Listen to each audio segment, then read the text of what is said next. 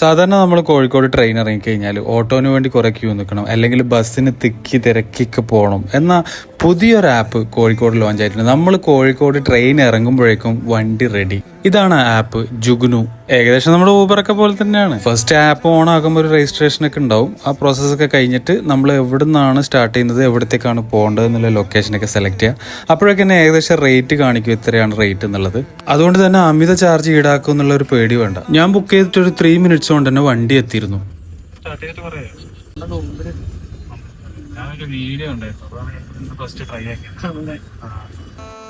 എന്തായാലും നല്ലൊരു സർവീസ് ആയിട്ടാണ് എനിക്ക് തോന്നിയത്. അധികം ചാർജ് ഒന്നും വരുന്നില്ല. ഓട്ടോനേക്കാളും കുറച്ചധികം ചാർജ് വരുന്നുണ്ട്. നമ്മൾ ഉദ്ദേശിച്ച ഡെസ്റ്റിനേഷനിലേക്ക് ഓട്ടോനേക്കാളും കുറച്ചധികം ചാർജ് വരുന്നുണ്ട്. ടാക്സി ആണല്ലോ, നമ്മൾ AC-യിലാണല്ലോ പോകുന്നത്.